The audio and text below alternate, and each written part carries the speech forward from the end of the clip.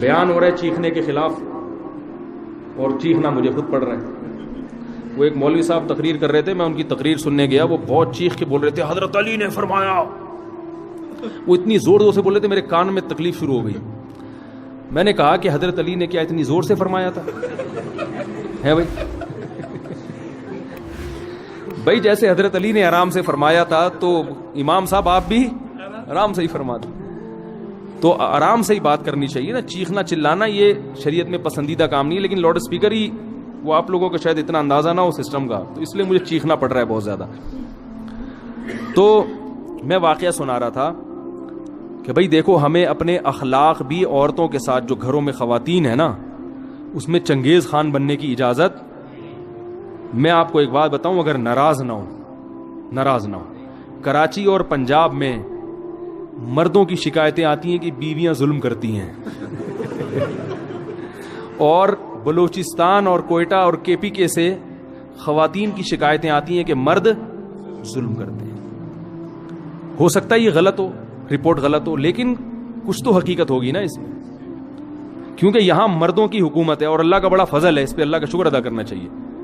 لیکن مرد کا جہاں روب ہوگا تو مرد اس روب سے ناجائز فائدہ اٹھانا شروع کر دیتے, ناجائز فائدہ اٹھانا شروع.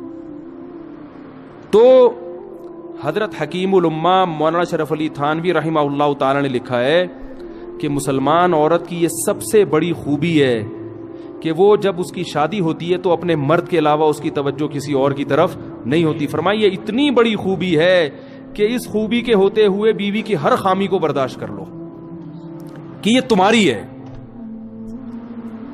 جن لوگوں نے باہر ملکوں میں سفر کیا ہے نا, وہ یہ جانتے ہیں کہ وہاں عورت میں ہر خوبی ہے, مگر اس کے بارے میں یہ بھروسہ نہیں ہوتا کہ یہ صرف میری ہے یا میرے علاوہ اس کی کسی اور کی طرف بھی رغبت ہے. یہ بہت بڑا عیب ہے. تو مسلمان عورت میں اب تک الحمدللہ خیر غالب ہے, وفا کرتی ہے اپنے شوہر کے ساتھ. شوہر کو فالج ہو جائے علاج کرے گی اس کا, بھاگے گی نہیں وہاں سے. باقی آپ ذرا جائیں نا دنیا میں سفر کریں تو میاں جب تک کما رہا ہے, صحت اچھی ہے, تو میاں ہے, ذرا سا مسئلہ خراب ہوا عدالت سے طلاق لی اور کسی اور سے شادی کر لی. ہمارے ہاں خاندانوں میں جب نکاح ہوتا ہے تو زندگی بھر کے لیے ہوتا ہے, جب تک کوئی بہت سخت مشکل نہ ہو طلاق کی طرف نہیں جاتے. تو یہ بہت بڑی خوبی ہے. تو کے پی کے سے اور بلوچستان سے جو شکایتیں آتی ہیں اس میں مردوں کی سختی کی شکایتیں آتی ہیں کہ مرد عورتوں پہ بولو بھائی ہاتھ اٹھاتے ہیں, چھوٹی چھوٹی باتوں پہ مارتے ہیں, تانے دیتے ہیں. آپ لوگ کے علاوہ کی بات کر رہا ہوں, آپ لوگ ناراض نہ ہو. آپ لوگ کے علاوہ جتنے مرد ہیں جو میرا بیان نہیں سن رہے, ان کی بات کر رہا ہوں کہ وہ بیویوں کو مارتے پیٹتے بھی ہیں, بلا وجہ چھوٹی چھوٹی باتوں پہ ڈانٹتے بھی ہیں, اور معذرت کے ساتھ اس میں دیندار اور بے دین سب برابر ہیں. وہ سمجھتے ہیں ہماری غیرت, ہم نے بیوی کو جو ہے نا ایسا دبا کے رکھا ہوا ہے, صحیح ہے نا, جب چاہے تھپڑ مار دیں کچھ نہیں کر سکتی. تو یہ غیرت نہیں ہے, یہ بد اخلاقی ہے. سب سے زیادہ روب محمد صلی اللہ علیہ وسلم کا تھا گھر میں, اور سب سے بڑا حق کس کا تھا؟ محمد صلی اللہ علیہ وسلم کا.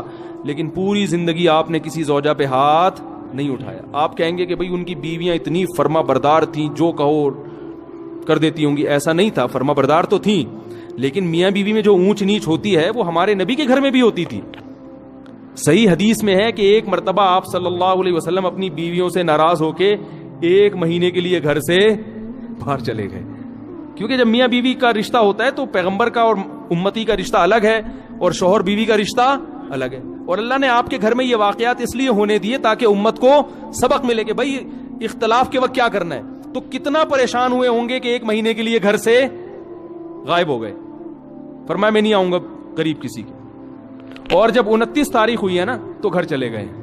صحابہ نے کہا یا رسول اللہ بھی 30 دن پورے نہیں ہوئے. آپ نے فرمایا مہینہ 29 کا تھا.